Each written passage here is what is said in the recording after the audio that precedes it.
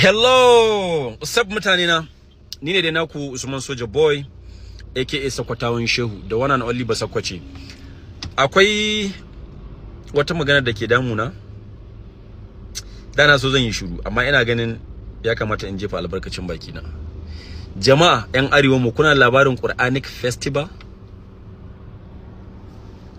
Ba fa Quranic recitation competition ba. Quranic Festival. Ni kuma a sani na festival dai bid'a ce. Bid'a kuma tsari na addinin musulunci haramun ne. To ba ma wai bid'a za a yi ba, a Qur'ani ne za a yi wa festival. Kun ja baki kun yi shiru. Na fito na ce zan saki waka shafa mata nonuwa kun yi ca a kaina. Duk da dai na san kuna su. That's just by the way. Waka da ya kamata in saka muku shafa mata nonuwa gobe ne ranar Sunday. Ku yi hakuri, akwai technical issue, ba za ta fito ba sai ranar Monday insha Allah.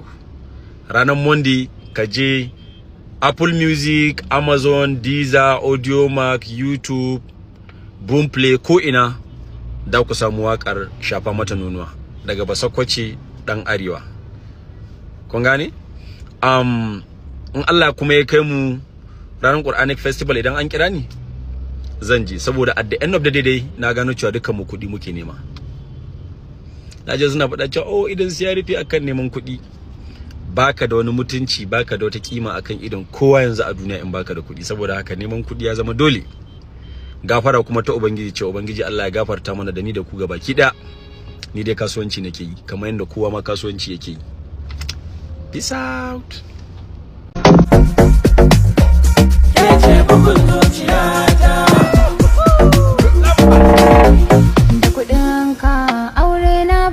Ka samu ba da halanka shine ni zan zo in matar ba da abinda ai koki ba za su baka ba. Na faɗa maka ne ba kowa ne ke dalin zamba. Hattara dai kai na zaba gwarzo daga barina. Duniya ta yi daɗi ga mai rike sirrina. Tun daga ka ba tunanin zai zama angona.